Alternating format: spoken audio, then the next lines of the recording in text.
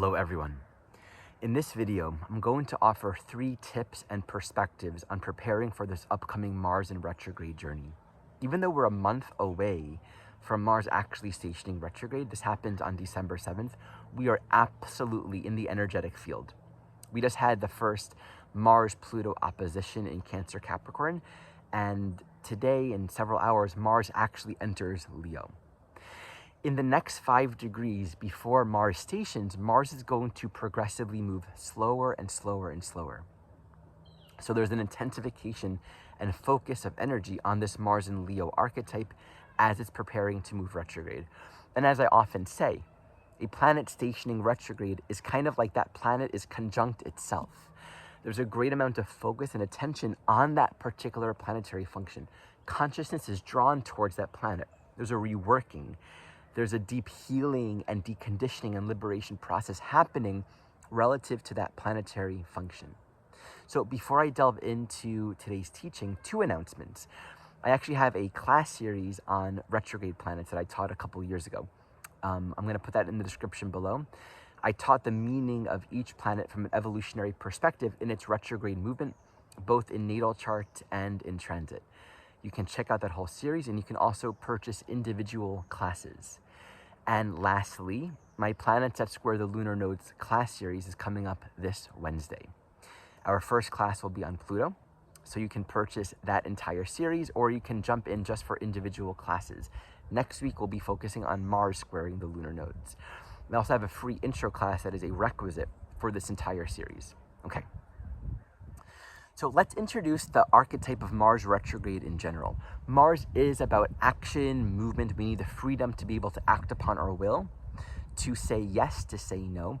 If Mars is functioning and we have that blood and that energy moving through us, we're engaged. We can experience our life sort of at the seat of what now? Where am I going to go now? What am I choosing? Where am I directing my will consciously? Mars retrograde can have 2 general qualities to it. One, if there's too much exuberance or will, too much self into it, right? I'm gonna get what I want. It can feel like there's a roadblock. We can't go as fast or as quickly or push as much as we wanted to. And that can induce an immense amount of frustration relative to the sort of reckless lack of perspective, forward momentum of Mars. Mars can be kind of like you're moving and you're moving and you're moving, but you don't really know why or what you're doing, but you just got to keep on going. You need to keep on expressing. And that can become very reckless. There can be a sort of existential sense of, I don't really know where I am or what I'm doing here. So Mars retrograde can kind of be a block to that. We're not getting the same fruits of our actions.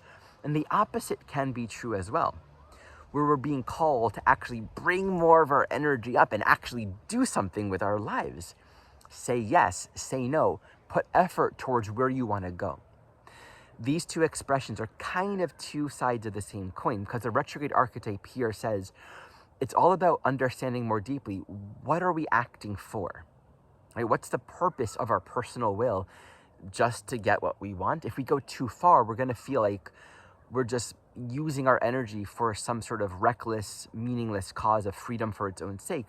But if we're not able to engage in personal will, maybe because we don't want to create more separation, we don't want to get in the way too much, we're not going to get ahead. We're not going to grow. We're not even going to grow spiritually. Every part of our life, even our own spirituality, requires some element of personal will and motivation to make things happen. So there's a lot of realignment. And whatever our conditioned patterns are relative to Mars, the Mars retrograde journey brings us into a greater realignment relative to our relationship to that yang, masculine, active energy.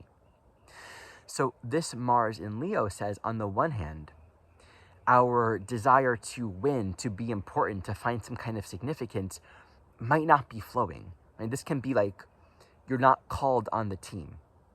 Or maybe you've been the best batter on the baseball team, and now you're not the best batter and you're not, playing as much as you used to. Your coach doesn't give you as much attention.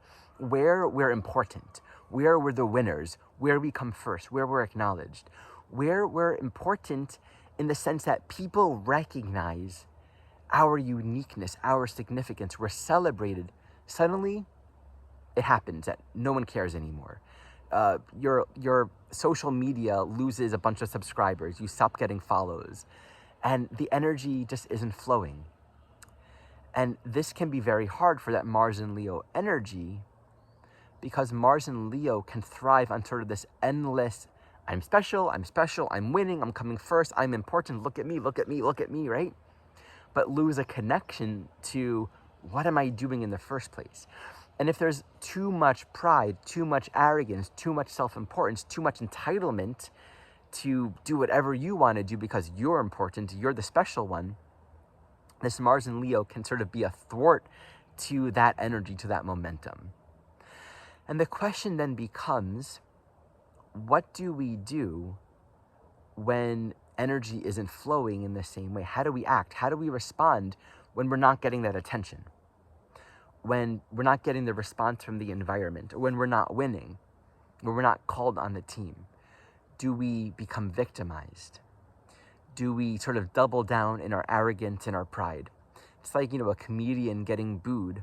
And instead of taking the feedback, hey, maybe the audience is telling me something about my performance, sort of getting angry at the audience, right?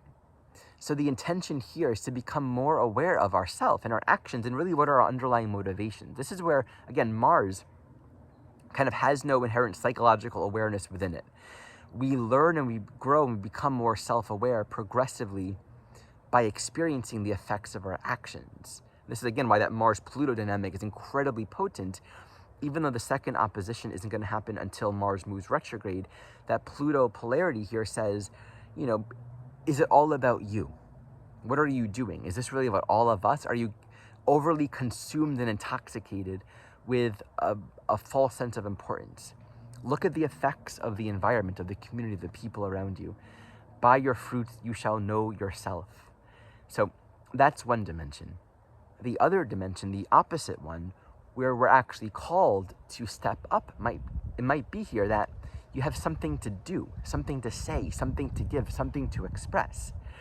If there's shyness, if there's a sense of, who am I to be another massage therapist or another astrologer? There's so many people on YouTube, or there's so many, where we might feel like I'm not significant. Again, that opposition to Aquarius can really induce that deep sense of, I'm just like, why am I important?